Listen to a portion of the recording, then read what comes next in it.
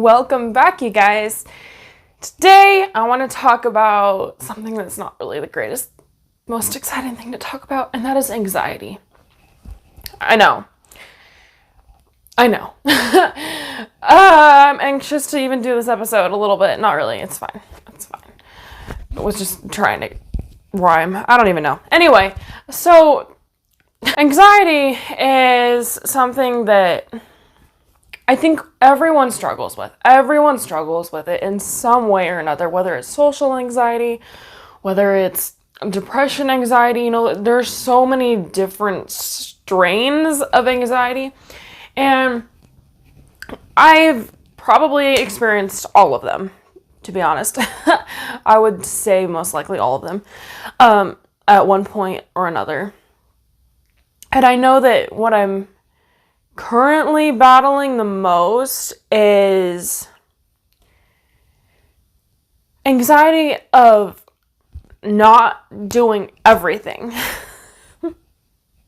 I want to do everything so bad, and I have this just fear brain, I guess you could say, anxiety, that my life is just not going to be long enough to do everything that I want to do. And I know people say, like, well, when you die, it's not even going to matter because you'll be dead. And I'm like, but it matters to me now, the fact that I don't believe my life is going to be long enough, and that it's literally up to me now to do all of the things that I want to do. And the problem is that even if I do all of the things that I want to do, like everything on my current bucket list, if I got it all done this year, I know next year there's going to be 1,000 more things that I want to do before I die, and it'll never end, which is a good thing that I have this many things that I want to do. Honestly, that's not a bad thing.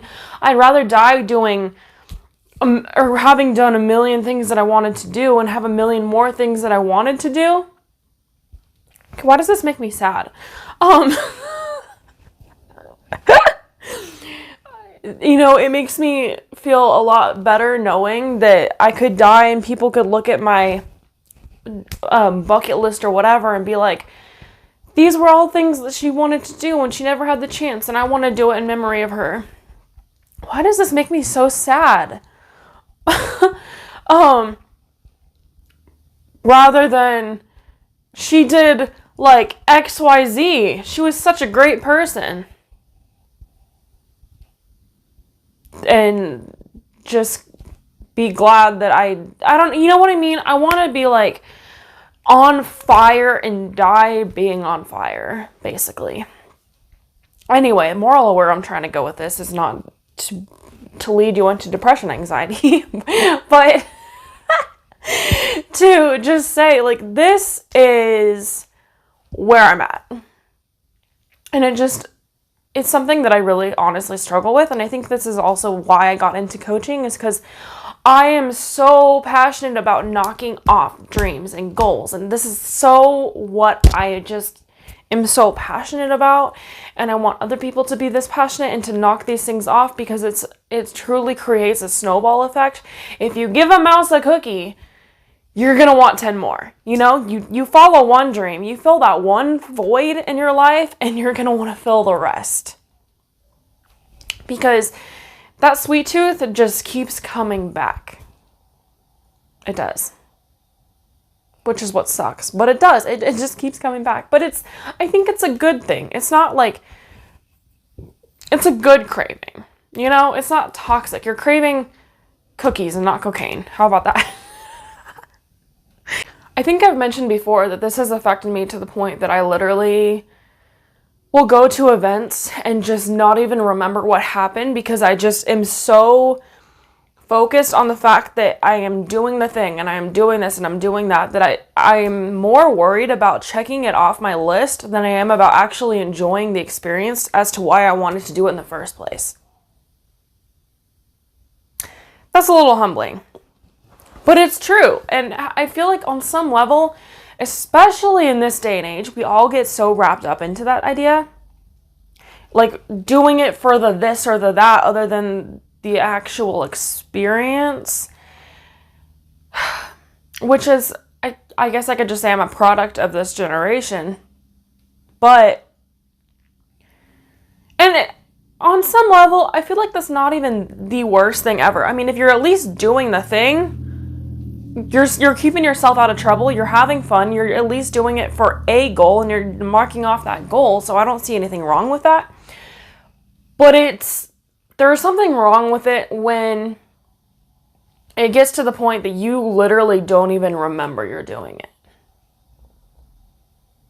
And then you mark it off your list and then forget you even did it in the first place because you did it just to knock it off the list. Do you know what I mean? And then it's out of sight, out of mind. Couldn't tell you what happened, but yeah, that's where I'm at. This is how my last several years of my life have been, to be honest, is just on an absolute back to back to back to back to back to back. I can't even,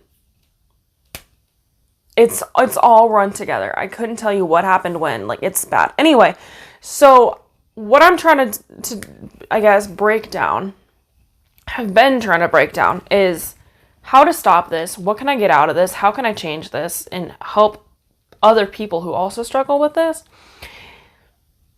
And what I'm realizing little by little by little is anxiety of any sort, honestly, is super selfish, which is kind of icky. And on some level, it makes me want to just cringe myself out of that because I'm like, I don't like being associated. Well, I mean, on some level,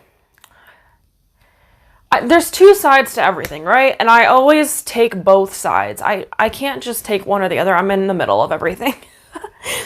One side is I think that we should put ourselves before literally anything and everything, because the only thing in our life that we belong to truly is ourselves. You can live and die belonging to a significant other, to your parents, to a religion, to a fan base, to this or that or this and identities.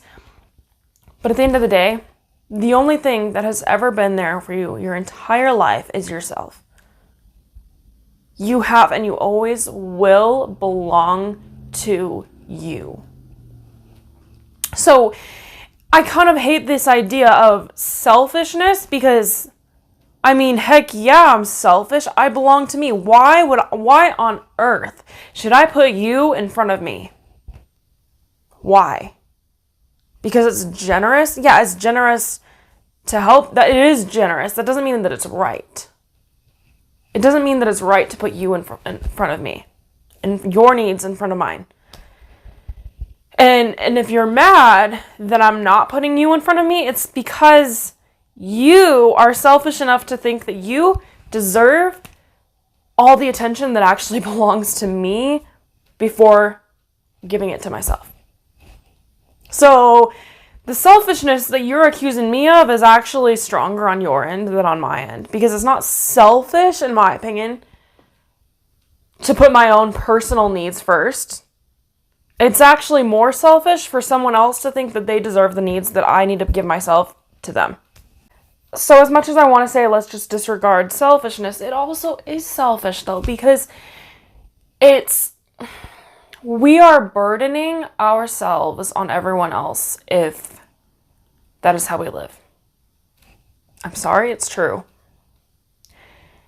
We are making our own responsibility everyone else's responsibility. And this is I think the line that gets drawn between the selfishness, because putting other people before us is a choice. That is our decision that we make. I think we are entitled to put ourselves first, and if we choose to do put someone else first, that's fine. But that is our decision. Where if we are struggling with our own internal feelings and emotions and anxiety and yada yada, depression, whatever, that is also ours to deal with and to put ourselves first in that category and to take care of it, whatever that might look like. And if we are burdening that on someone else in the same way that they might be burdening them, expecting us to take care of their needs and put them before ourselves, that is literally what we are doing back to them. Is it not? Is it not the exact same concept in reverse? And truly, as much as it might seem so overwhelming in the moment, because it is so overwhelming. It feels like there's no escaping. There is no light at the end of the tunnel. And it just feels so heavy and so dark, and it's so hard to just get out of that mindset, that feeling, that just icky feeling. Have you guys ever wondered if other people feel the same way internally that you feel, or if it's just like a common feeling that we all experience? You know, because diagnoses all kind of feel the same. But I feel like the way that I live in my life, my own brain, this is something I was realizing the other day, is the exact same that I've felt ever since I was young. It's the exact same feeling that I have, and I always thought it would change no matter where I go. Or like, wherever I go, I thought it would change, you know, that the environment would change that feeling and such. And on some levels, yes, but at the end of the day, no. I still feel the exact same that I felt, and it's super weird, and I'm like, I hate that I feel like I can't get out of that. And I also hate that I don't know if other people feel the exact same way. Or, like, do they feel worse? Is theirs better? Like, is it different? I don't know. It makes me insane. I kind of want to look into this. But one thing that I have noticed that changes this just internal, just icky feeling that like you're living in, it's changing your perspective and your mindset. I wish there was an easier way. I wish that we could all have a friend that could just say the right thing that would change it, or just, I wish that there was some easier way to get out of this, but there's not. That I have come to, there is not. I don't think medication tends to help. Maybe a little bit, but not very much. Nothing works as well as changing your mindset. Nothing works as well as changing your mindset and your perspective, your outlook, all of that. And I know that is not what you want to hear, but that is the truth. And it's really, really hard to stay consistent with it, is why I personally prefer a life coach over a therapist. I have a therapist and a life coach, but I prefer to work with the life coach, because therapy dives into the past and the traumas, and it just resurfaces and brings it up, and you kind of just feel this like ickiness after an appointment. Where a life coach, I have never felt, I don't think, worse after an appointment. I always feel better, or session, excuse me. But I always feel better because they're encouraging, they believe in you, they're supportive. They genuinely want the best for you. They do. And I think that what's really cool about life coaches is that it's a lot more intimate than like a therapist, because they're, as much as they might care about you, they're literally just there to get paid. Where life coaches genuinely want you to have good results. I think I'm going to dive a little bit more into this topic in a few more episodes. Go ahead and book a free discovery call, though, in the meantime, if you are interested in checking into my coaching, finding out what it's all about, seeing if we vibe, seeing if we are a good match, and if I could be of support to you. You can book a free discovery call in the description below.